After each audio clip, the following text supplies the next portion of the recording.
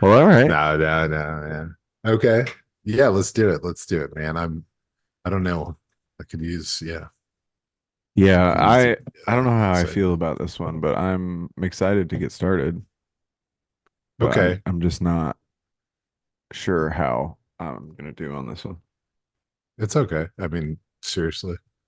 It's still like weird around here. This is not going to be on the top five RDRs. RDR episodes. It'll Yeah. be So, every time we say that, it ends up all right. well, let's make it happen then. Yeah, let's do it. The proof is in the pudding. The fly is in the ointment. I guess that's a negative one, huh? That's not, we I don't don't want know fly in about ointment. like, I don't know. Yeah, the proof is in the pudding. I'm like, never found, never found that to be true. Yeah. I'm not often looking for proof, and when I would be, I don't think pudding is the first place I would look. But It's, yeah, maybe it means they did a really good job of hiding the evidence. Is it a hmm, blood pudding thing? is it Like, blood is pudding? it a What? British thing? Let me see. Proof is Is it blood pudding. pudding a thing? Did I just make up a weird British dish? I don't know. It is a food. Okay. There you go. Oh, okay. So proof in the pudding is an expression, obviously, that means the value or quality or truth of something must be judged or based direct experience. But it's basically like a shorter, less clear version of the phrase the proof of eat of the pudding is in eating it. And so it's like basically you Oh, have to get into it to actually you figure gotta out what taste it it to is. know. Yeah. But then people just shortened it to the proof is in the pudding. And so Fucking the best pudding, dude. Prove it.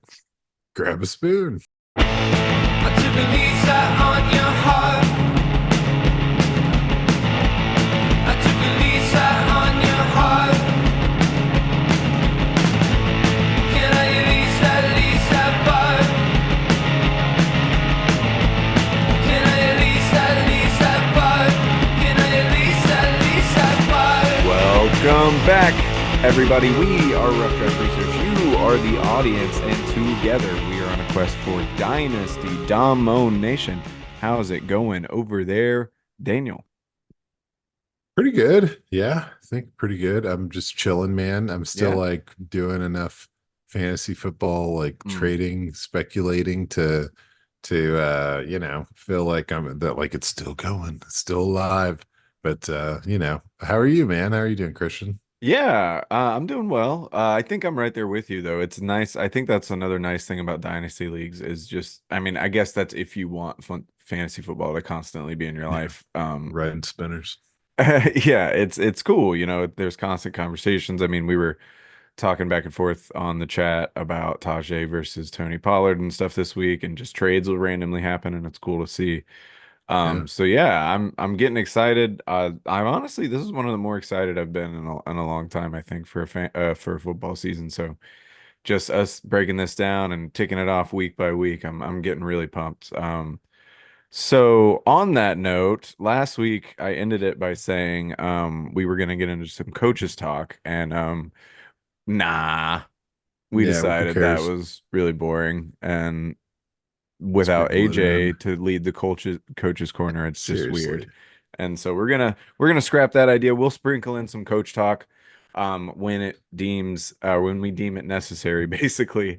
But we're gonna skip the coaches episode for you. So we're gonna go straight into our divisional reviews here, or our second divisional review with the NFC South division. So I'm gonna kick us off here. And just if you weren't here last week, we're doing the skill positions, obviously including the quarterback, at least in terms of talking about the skill positions for each division and just kind of breaking down our general overall thoughts of how we might see these rooms playing out. So I'm going to start us off with one of the hotter name teams of the offseason, I think. They didn't do necessarily a ton, but what they did do was really important, and that was bringing in Kirk Cousins. So, of course, I'm talking about the Atlanta Falcons. And so the first thing off rip is that Kirk really needs to be healthy. They did take the insurance policy with Michael Pennis Jr., but there were At one point, no one was convinced that he was going to be a first round pick, and then he went eighth overall. And so, like, we don't know where he's going to end up playing out. But let's just assume that Kirk Cousins is healthy, and let's just take that part of the conversation out of it. Um, if he's been healthy, he's been in the top 12 for fantasy QBs for six of the past eight seasons.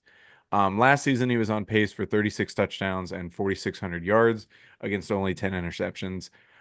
Basically went out in week eight, and really probably would have finished in the top 10, maybe even in the top five with those numbers.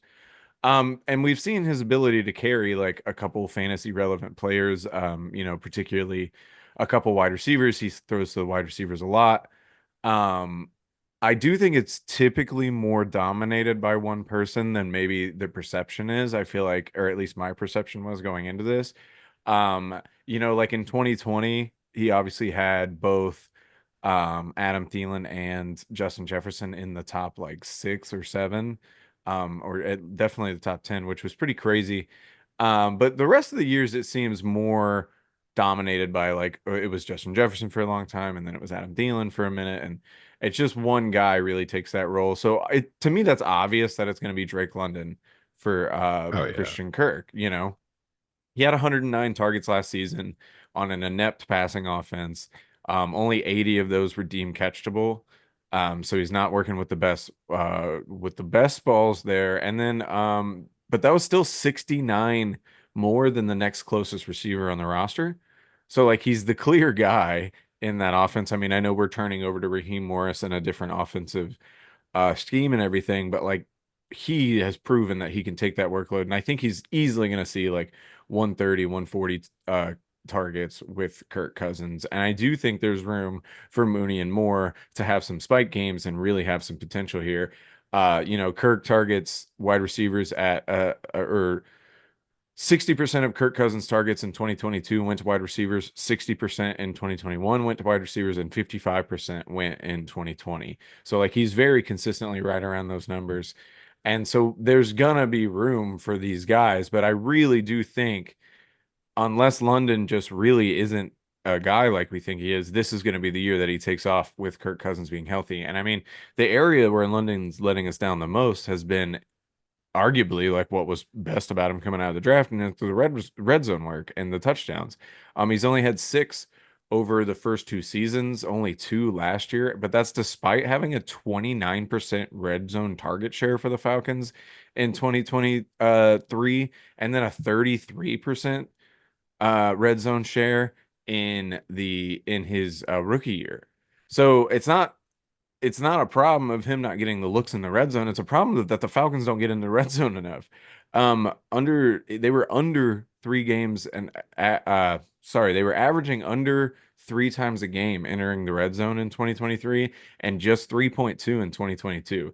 So we really need them. And just for reference, Minnesota in 2022 was almost at four times a game. So we're talking a big leap in terms of how many opportunities you're getting in the red zone. And I really think with a Kirk Cousins led offense and them really activating those weapons, they're going to get in the red zone more often. They're going to get more chances. And I think Drake London's really going to be able to shine. Cousins does seem to typically get his tight ends like between 80 and 90 targets if they're really good and consistent. There was the year with like Kyle Rudolph and Irv Smith Jr. where they kind of combined for that. But if he has a guy he likes, like it was Tyler Conklin and then TJ Hawkinson obviously didn't spend the whole year with Kirk, but he can target them. So Pitts is kind of the wild card here to me though, because I think he's gonna need to be more efficient with the way he played, getting those targets out of Kirk. He just hasn't looked the same to me since his rookie year. And maybe that was the injuries he was dealing with last year. And again, the offense was terrible, so let's give him one more pass. But I'm a little worried there.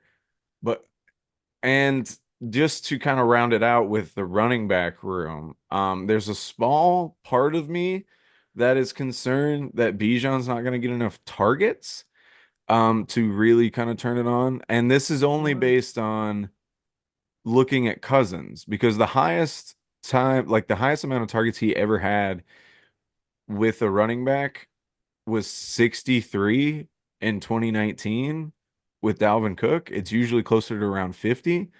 Um, And that's not enough for what we want out of Bijan. Now, again, maybe that had to do with offensive scheme. I don't really see Kirk Cousins being a guy to not throw to the running backs if that's what the coach or the play is designing. So, like, I don't know. I just noticed that and it was like, damn, I don't want Bijan only having 55 targets by the end of 2024. Like, that will really upset me if that is how that goes down. Um, so, but on the flip side of that, though, I think Bijan's obviously going to benefit from having more touches and then more importantly, more quality touches, specifically him being out touched by a Tyler Algier in the red zone last season when that split should be like 70-30 in Bijan's favor, in my opinion, which I think Raheem Morris has all but said that they're gonna do this. So it's a small concern about the targets just because I haven't like Kirk doesn't do it with the running backs as often as some of these other guys.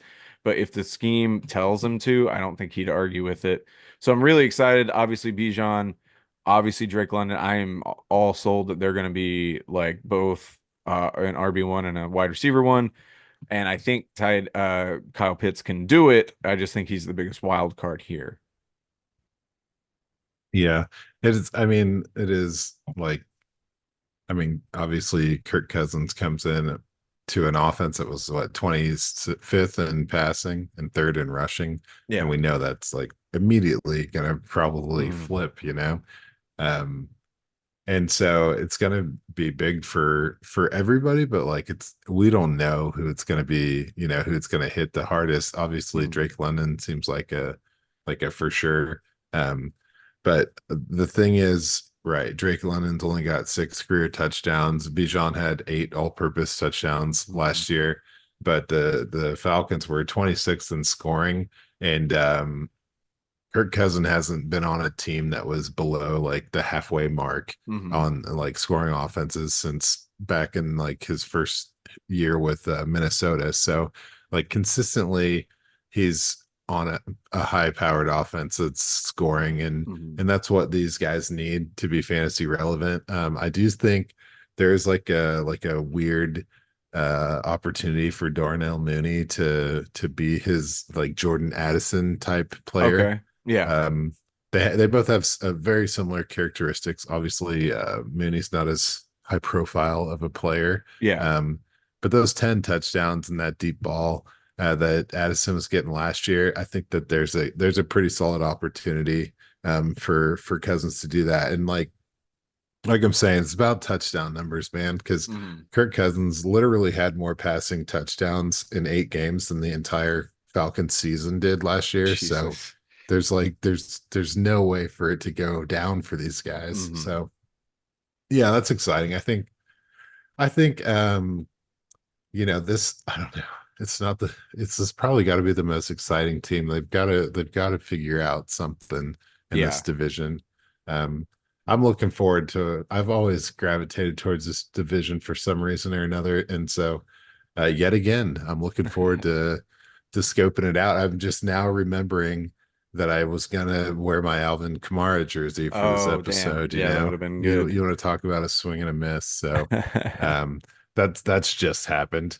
But I'm gonna go on to the Saints, man. Yeah, If for sure. you're Yeah. cool with that. Okay, so yeah, they didn't really get with it in the free agency or Uh-huh. anything. It was kind of a sad little moment. They're just like locked in, frozen with their same assets, which is totally cool. And I'm in for it. It is what it is. But we're rolling into this team. Everyone in this division was like 500 last year, right? They won nine Mhm. games and lost 8. They were 10th in passing and 10th in rushing. So they're a little more active and exciting than some of these other teams. Mhm. But still, like all through that, Kirk Cousins, Derek Carr, the weird, the weird and unsuccessful Kirk Cousins, we call him, Derek Carr, is he's the quarterback 16 on the year. Mhm. And it's crazy to me how he keeps doing this. He hasn't really fell outside of the top 20 like his entire career, but he also doesn't really get in the top 10 as far as the quarterback. So you're almost, that almost sounds like a consistent guy, 10 years in the league, just consistently whatever. But Dude, he's posting like half a dozen single digit fantasy Yeah. outings last year. Mhm. So it's so boomer bust that I can't even, I don't know. I think I was at first excited for Derek Carr to get off of the Raiders and see like go out on his own and like demonstrate who he was. And I think he's demonstrated to us that he is like Meh. locked in as Derek Carr. Yeah, Yeah. like mid-teens quarterback every time. But I don't want to see it take down the rest of the squad. So the real thing with this team is that I don't think anything changes this Uh-huh. year. Like Yeah. what they had is in place and it's pretty stable. I'm kind of like sneaky excited they added Spencer Rattler to this team. He Mm. just seems like a wild card potential. I don't really expect it to mean anything, but Derek Carr's been like pretty healthy, like shockingly healthy throughout his career. So I don't see him getting on the field unless something weird happened. But I'm still like half paying attention to that and just hoping that something electric can That's happen. just he's Taysom Hill 2.0, dog. That's what they're doing there. There you go, dude. I could see that. Let it roll, let it roll. Taysom Hill, man, he got way too much activity in this offense last year. I Yeah, he mean, did. I've been talking about Taysom for years, and it's Mhm. disgusting. And Yeah. now we got him coming off of like a career high of 40 targets last year. It's like it's happening. This Taysom fucking Hill is alive asshole. and well. We got Juwan Mhm. Johnson, who's got a knee injury or foot injury that's got him out for the whole summer, right? Mhm. So the tight end room is just a wild card to me. And then I'm looking at it and I'm seeing everything here. This team had about 18% target share to the tight end. Mm. Um, and it was cool. Juwan Johnson had 59 targets last year, and Taysom had 40. So it's like I don't know. Red zone targets pretty much favor the tight end in this team. So they're about 30% of the red zone targets going to the tight end. So I'm just wondering, like, is Taysom going to be able to step up into this role, or is the other extreme sleeper of the world, Dalen Halker Mhm. coming in here undrafted free agent tight end? Is he going to come in with this Juwan injury and just like establish himself as the ultimate sleeper in the tight end room? That'd be And you fun. know what I'm talking about, Halker and Rattler. That Uh-huh. means like nothing has happened that's exciting this offseason for this Yeah. team. Um, because everything we wanted to be excited about happened last year, right? We added Kendra Miller, to the Hmm. running back room, and we were pretty pumped about that. And then he's got an ankle injury, midway through the season. Never really got much opportunity. And Hmm. then he comes in week 18, last week of the season, and hits a RB13 week with only 36% of the snaps in that game, only Hmm. 13 carries. So he's doing really good things. And Jamal Williams really flopped on his first year with the Hmm. Saints. So it's like, hey man, can we see a little Kendre Miller? It got me excited. But how excited can you be? We're all playing PPR, and Hmm. this dude, Alvin Kamara, AK-41, taking care of business. He's number 2 in running back receptions last year. And that's never going to change, man. These guys are going to ride him until the brakes fall off. There's Hmm. nothing to be done about him. He was the running back 11 starting the season with a 3-game suspension. Like, what do you want from me? In a per game basis, he's the RB3. So we're all like, oh yeah, they're gonna trade him, right? His contract sucks. It's like, no, he's the beating heart of this offense. Like, you can't get rid of him. So it's gonna keep rolling. I think you pretty much have to just hold on Kendra and hope something happens, but I'm not that optimistic at this point. Um, personally. So, I mean, really, I'm excited about what happens in the tight end room because they're extremely heavily featured. But Chris Olave, dude, like, are we doing this right Hmm. now with Olave?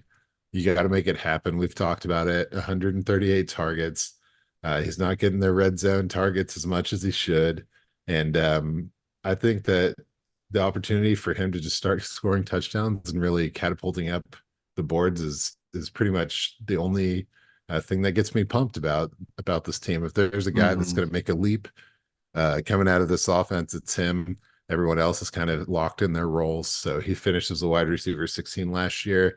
And, I don't think anyone's in there that's going to take much from him. I know everyone's excited about Shaheed, Hmm. um, but he only got 75 targets. It's like almost half the targets Hmm. that Olave was getting. And Michael Thomas did get targeted 64 times last year. He's don't think he's going to be on the team. You never really know with him. And A.T. Perry, while he had a couple of good plays, didn't really have any great games and Hmm. definitely wasn't threatening anybody's workload. So I'm really just excited to see what comes out of the tight end room. Excited to watch Alvin Kamara do Alvin Kamara things again, and then just hope that the evolution of Chris Olave just takes it up to the next level. They got Clint Kubiak coming in here, so fresh off of the San Francisco passing game coordinator, which like that has to make you a little bit excited just to see what they did with so many weapons and how they got efficiency and effectiveness out of all of the pass catchers in that offense. Hmm. But other than that, man, it's kind of like no new news up in New Orleans. So Kind of felt that way for most of this division. yeah, We'll get into the Bucks specifically later, and then, like I said, the Falcons really only changed the main piece, I guess, but it was really just the quarterback. Yeah, I want to really be in on Juwan Johnson. I'm with you. There's like a role for the tight end, and he has flashed, but I just really don't think Derek Carr can carry multiple fantasy relevant pieces. And so I no, start like picking apart like who I think that's going to be, yada yada yada. I mean, he had 25 touchdowns last year and 8 interceptions, so it looks like not awful, but like you're saying, there were just games where they would just completely go dead, and their offense was super difficult to get going. Um, and then yeah, you look at a guy like Olave, it's kind of like Drake London, where the touchdowns are really what's holding him back. He's only had 9 over his first 2 seasons, but he's had back-to-back 1,000 yard seasons.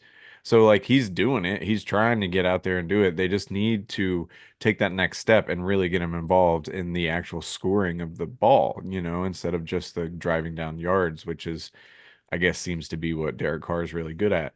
Um, so I'm not super in on the tight end just because I feel like it's a muddied room. I feel like there's going to be a lot of targets that way, but they might be spread out.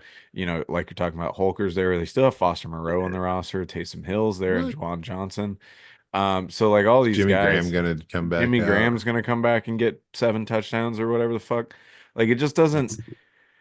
It's weird. I don't know what they're doing down there. I do still like Shaheed and his potential. I'm gonna keep pounding the drum that I think there is an opportunity this season with the kicking rule change that or the kickoff rule change that you could sneak some points in with some of these guys. I think there's gonna be more touchdowns. I don't know if it's gonna last more than this year, depending on how the change works out.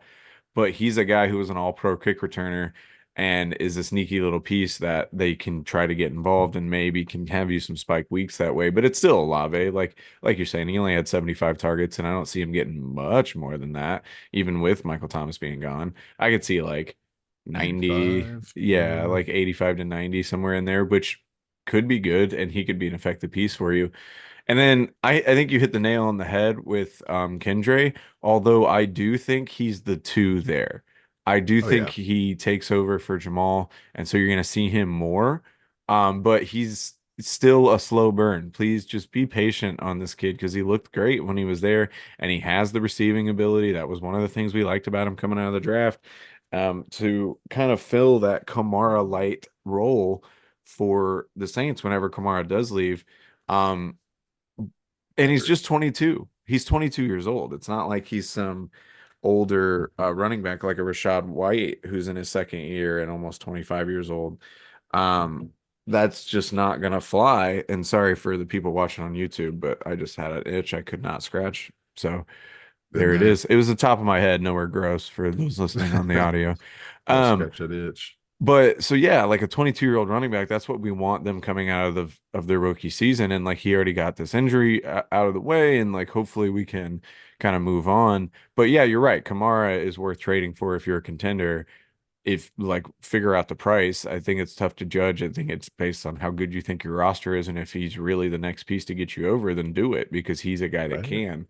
However, do keep an eye on his contract situation. I mean, he is sitting Yeah. out of camp right now. Um, Talking about wanting more money, the Saints, I Oof. mean, conceivably could pay him because I don't really see them going much of anywhere. but it Uh, is kind of a weird time. And like, I don't know if you could get a third round pick if you're the New Orleans Saints from a team for Kamara. I mean, like, you shouldn't, maybe. There's an argument to be had there, but like, I don't know, where is this roster going other uh, than like middle of the road yeah, 9 wins. USA, like 7 to 9 wins, missing the playoffs or maybe squeezing in. But I think this division's going to be better this year. So I don't know that they can squeeze Uh, in. They didn't squeeze in last year, I guess. nope, So like, yeah, I lost a don't know. tiebreaker.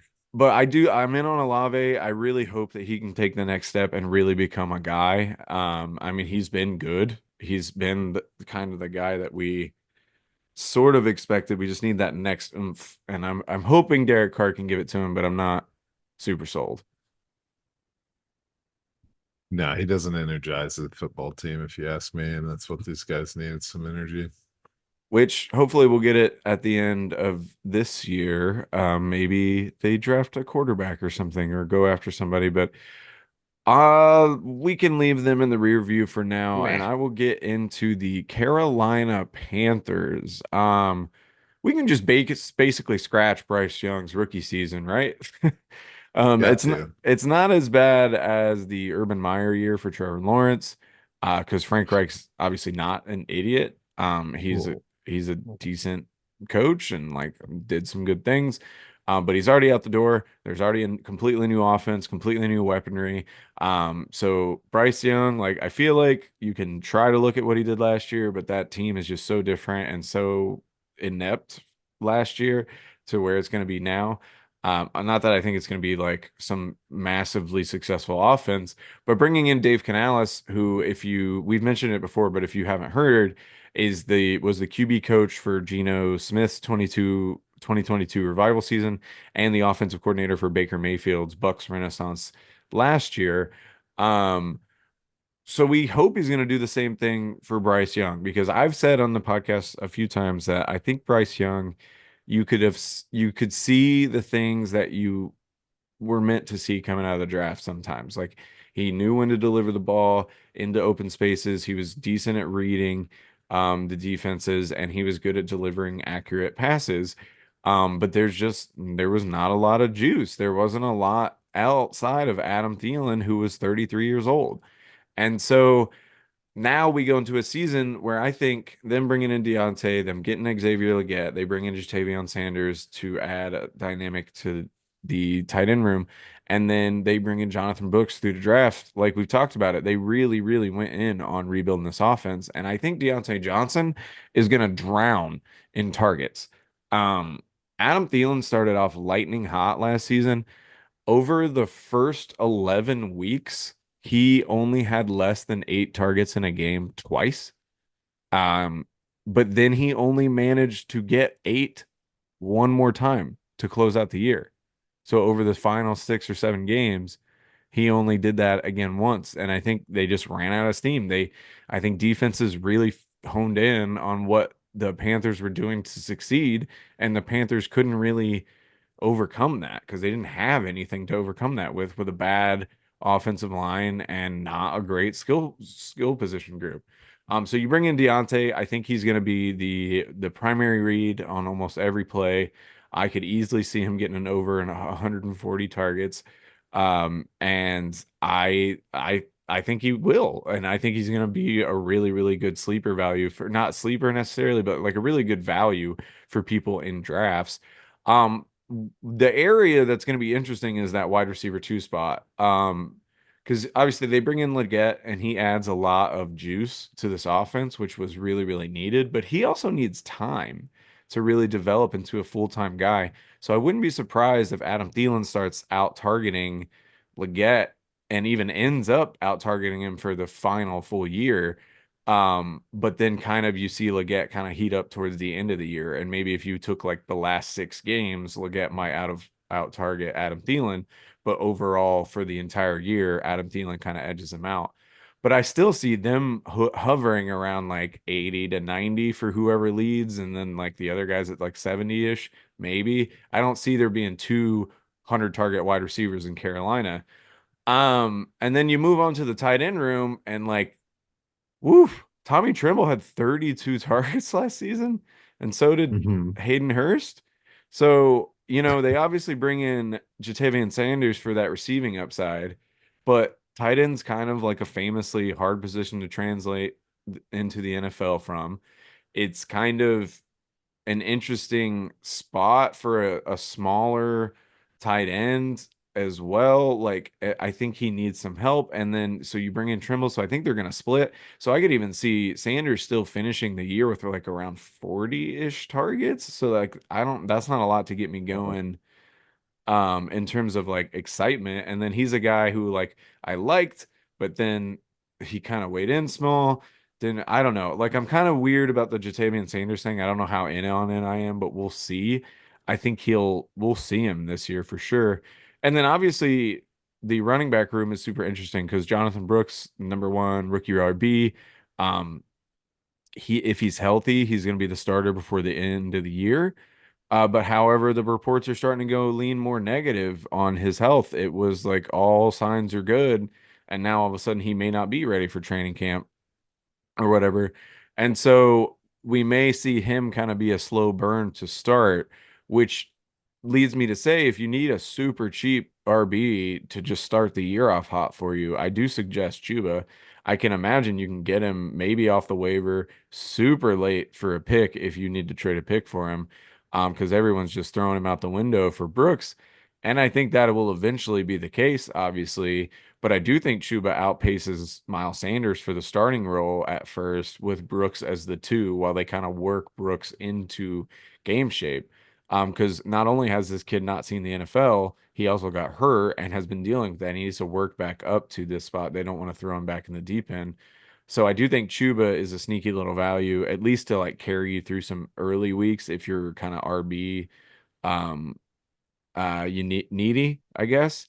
But really the most fantasy viable guy I see out of the Carolina Panthers is after Jonathan Brooks is going, but Deontay Johnson. And then Bryce Young, I do think will have a better season than he had last year, but that's not a super high bar. So um I do think he could get into that almost Derek Carr territory potentially in terms of like fantasy scoring, which could be helpful for you, especially considering most people would have spent like an early first round in a super flex and now got almost nothing out of him last year. So bringing him in and giving him this offense, we really need to see him succeed and really at least be able to move the offense. I'm not necessarily concerned if I'm the Panthers organization with wins and losses this year. I know that sounds really dumb for a professional sports team, but to me, this is more about seeing Bryce Young succeed in the offense and run this offense with these weapons that you brought in. Because I think similarly to what you said about Will Levis last week, if he can't succeed at least to a reasonable degree with this group. I don't think it's as good as the Will Levis group, but I do think like you should be able to see potential out of a rookie that you could see your franchise guy with these pieces they've brought in. So I think for the Panthers, it's really important for Bryce Young to look way more comfortable than he did last year, move the offense a lot better, and I think losing games isn't their primary focus or shouldn't be. Right. Yeah. Development, see what you got, give them every opportunity. Don't put too much pressure on them. I'm with it, man. But what you neglected to mention about Uh-oh. Bryce Young Okay. it is that he was a top 10 quarterback every single week that he threw multiple touchdowns last year. Mm, So you got to unlock that potential to be QB9 twice. So straight up. okay. Now, I do think he's got an opportunity to succeed. Canales, yeah, what are you gonna do? Can't go wrong, dude. That guy's lightning in a QB bottle. whisperer. So yeah, it's gonna make it happen. And then what you're saying about Chuba, like he was the or the running back 27 or 25, depending on your how you scored a few things, but he was in the mid 20s, but he was ninth in the league in carries with 238 carries. So, um, that tells you everything you need to know. He's not the guy Hmm. when it comes to like efficiency and like building your roster around him. But like I was blown away to find out he had that much workload going his Yeah. way. And if Brooks isn't hitting the ground running, I mean, like they got nothing, they got nothing to lose by just riding Chuba Hmm. pretty hard. So that's Yeah. exciting, Carolina. Please, like at this point, it's beyond sympathy. Like we Hmm. need to see something, something Yeah. good coming out of this squad. And I would love to see Leggett just tear the league a new one. You know what I mean? Yeah, That that'd sounds be like fun fun. to me. That would be fun. Yeah, and But then just speaking on the Chuba and Miles Sanders thing, I guess not really on that, but Miles Sanders is the perfect reason or perfect example of why I'm not scared of Tony Pollard in Tennessee. Because like ooh, people like he just got paid and still got outpaced by Chuba. So like they yep, brought him in to be this guy and it didn't work and they pivoted pretty hard on it from unless oh I'm yeah, off on my numbers. So like he so that just and that's a little more Tajay love, I guess, which is last week's bringing it episode. back.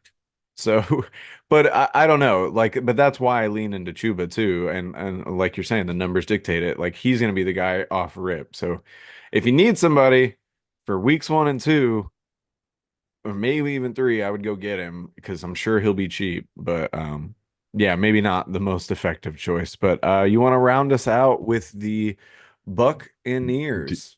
do I want to get it on with the Buccaneers? Yeah. Okay. Okay. All right. Tampa Bay. Let's see what we got here. Kick the tires. What are we doing? Man, this this whole division. It's like Yeah. it feels like Winston never left. You know what I mean? Uh-huh. Yeah. Like that's just pretty much where I'm at. Another 9-8 team. I get all the 9-8 teams. It's exciting for me. They were 19th in passing attempts and 23rd in rush attempts. And man, it was the Baker year, baby. Like, what you baking? Baker. Bring it in, dude. We got this free quarterback. He's got a bit of a history behind him, but let's rock and roll. He was the QB 10. You know Hmm. what I'm saying? Like that's a career high for him. A career high in attempts, career high in yards, career high in touchdowns, man. A career high in success. And he had and this is not some Derek Carr BS. This dude had more weeks as the top 10 quarterback than he had outside of the top 20. So like Hmm. he's got big games and he's not really letting you down too often. I mean, there's some single digit games, but it's nothing to be afraid of. What you should be afraid of, my only fear, my main fear, is that Dave Canales took the magic beans with him Yeah. to Carolina. You know what I mean? Hmm. And we're all gonna have to find out the hard way. And like it's going to be hard, I think, Hmm. because Liam Cohen is the offensive coordinator now. Mm. Do you know who that is? Mm-mm. No, no, me neither. I can tell you a little bit about him. He spent some time with the Rams, on again, off again, a little bit of passing game, a little bit of offensive coordinating for the Kentucky Wildcats. So, like, he would do a year with the Rams, go to Kentucky, would come back for a year with the Rams, and then go to Kentucky for a Mm. year. And, like, I so I guess he was like the last person that had worked with Sean McVay that was willing to Unavailable. interview for jobs. Yeah, that wasn't a head coach yet. So that's how he got this job. It was great. He was with the Rams and Jared Goff's last year. Mm. You know, he Oh, was cool. there in 2022 when they went 5-12. Like nothing really good happened with Kentucky. Like they went 10-3 one of those years. Mm. And yeah, I don't know, man. I don't know. I'm gonna go ahead and just do what I always do. It's Tampa Bay. Look to the wide receivers, baby. Like Hmm. this is Hmm. this is so fun to run the numbers on the targets for the Bucks, dude. Because it's like it is insane. So the wide receiver position gets about 64%, and it's like 25% goes to Evans, 25% goes to Godwin, and like Trey Palmer gets 12.5%, Mhm. and that's cool. Because that's like the same number as the tight end, 12.5% right there. And then the running back somehow, like Rashad White, are you kidding me, man? He's just killing it, dude. He's absolutely destroying it. He was fourth in running back receptions and 10th in targets. Like, and he Mm. just catch everything, Yeah. 91.4% on the catch rate. He caught 64 out of 70. And it's great. It's great. He caught 7 out of 8 of his red zone targets. It's like, I don't know what's happening with Rashad, but it's kind of scaring me. He's just crushing it. I don't even know, man. It's blowing my mind. He had 272 rush attempts. Like, what's happening? Yeah. What is happening? It was strange when he was sharing the workload with Leonard Fournette, because they were both doing like 3.7 Hmm. per carry, and it was nothing to be excited about. And then what does he do? He comes back with this monster workload and does 3.6. And he's Hmm. like, hey, no, this is who I am. How many tackles I'm going to break? 9. I'm going to break 9 tackles. I'm going to break a tackle once every 30 carries. You know what I mean? And so that should inspire every fantasy manager to tell me I'm the man. And I'll let you know that it kind of worked out. Like, it kind of worked out beautifully. I mean, he was the running back 4, and it's insane. I don't care. I don't even care anymore. Here's the deal to me. Okay, so let's say that Liam Cohen, when he spent his 1 year not hanging out with Jared Goff, but also on the Rams, it was like the weird year where Darrell Henderson came in Mm. and was Mm. doing like a 1/3 split with Cam Akers, and it was Kyron Williams' rookie year where they Hmm. underutilized seemingly one of the better running backs in the league. No big deal. So now I'm looking at Sean Tucker.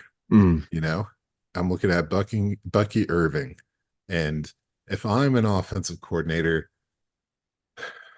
I'm gonna start treating Rashad White like Alvin Kamara, because the Mm. stats are sickeningly similar between the two of them, except he's being asked to be a lead rusher as well, and I don't think that really needs to happen. I think we need to see Mm. more Sean Tucker on the ground. Mm. I think we need some spicy Bucky Irving there. There's about 24% of the carries for this team that went to like guys whose names like we shouldn't even be saying out loud, like Mhm. Keyshawn's and the Chase Keyshawn Edmonds of the Vaughn. world.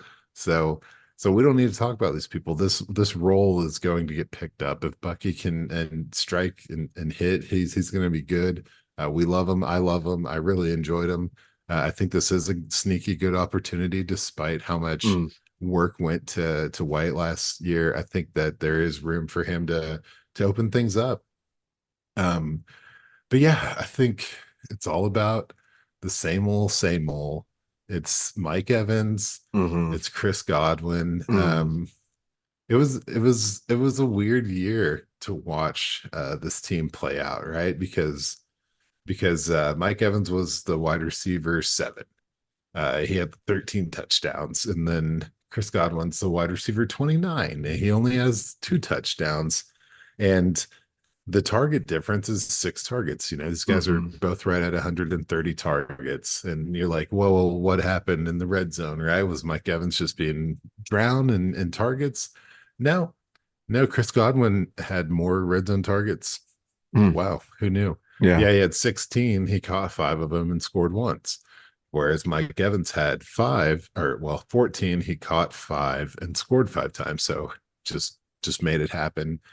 So I do think there's an opportunity for Godwin to really step up and Hmm. make things, make the gap less wide. He hasn't been like the cat's ass since 2019 when he was the wide receiver 2.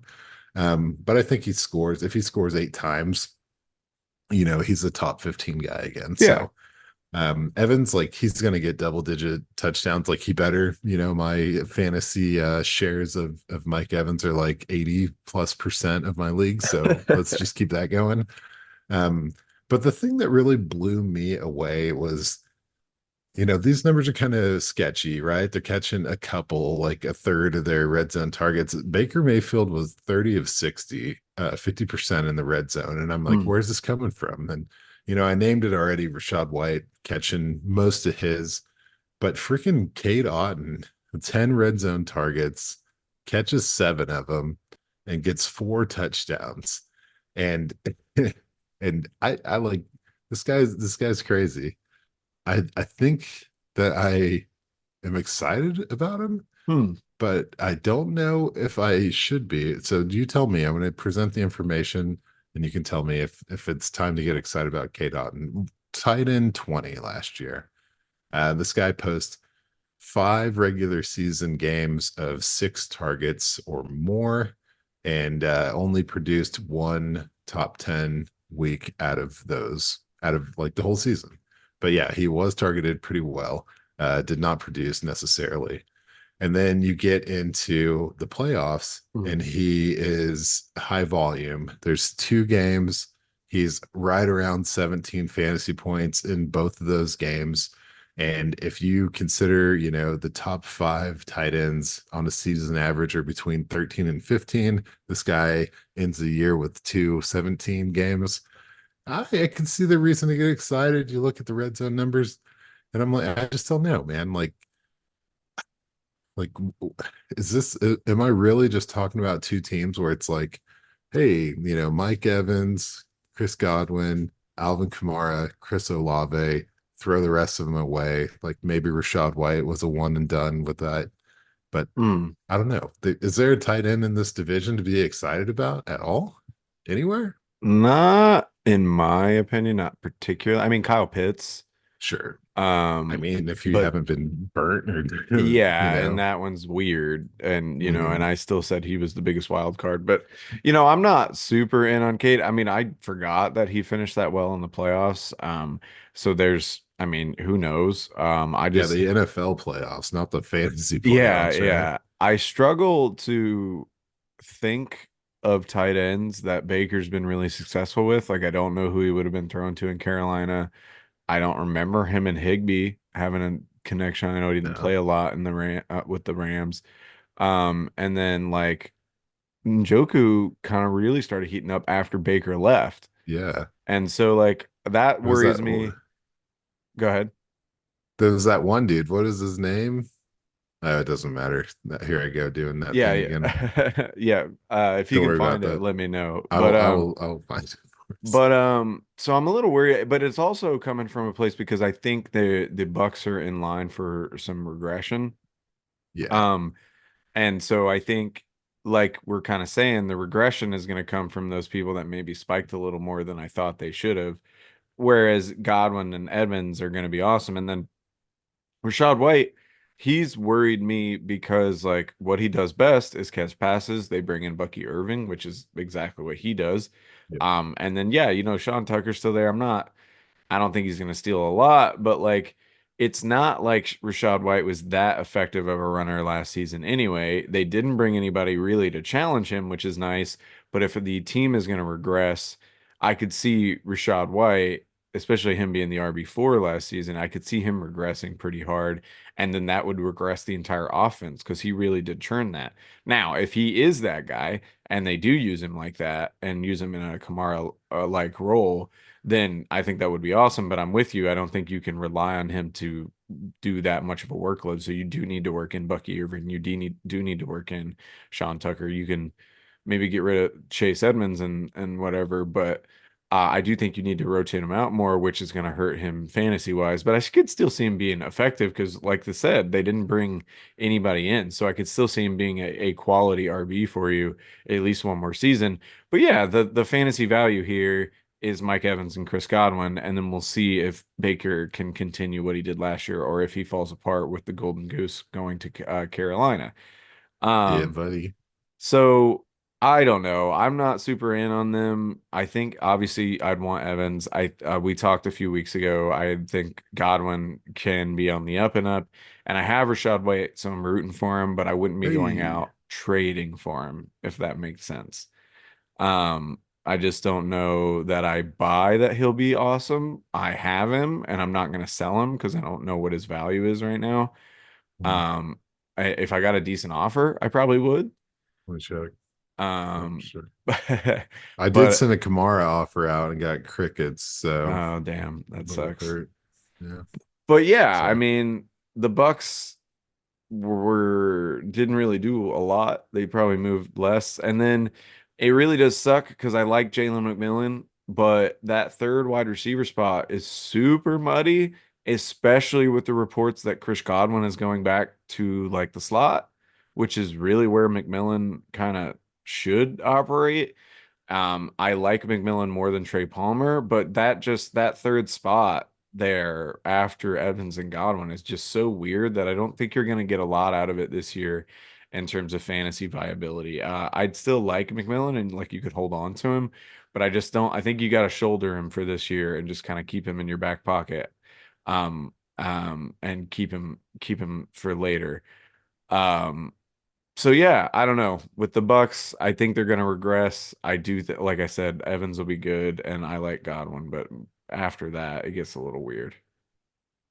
Yeah, this. I mean, it's wide open for the Falcons just to mop the floor with these guys, even if it's Penix. Like, Yeah, let's just. There's a lot of, you know, a lot of backlogged energy that they need to just unleash. provide football entertainment. Yeah, Please, that would be nice. please. That's going to We'll be take it. I will have them on again, just like I did last year. They have so much talent that I want to watch them. But there you have it. There's our NFC South wrap up. So we're going to be hitting you next week. We're going to be hitting an AFC division and not sure Oh, which one it is. Oh, are we rotating? Because we did AFC South and NFC South. I figured we'd do AFC back and then NFC. I guess we don't know. We yeah. can talk about that offline and figure it out. But Bob's your uncle, dude. but until then, we've been Rough Draft Research. You've been the audience, and we'll see you next time. All right, don't forget those signed Harrison Bryant rookie cards, guys. Let's do it. I took a lease out on your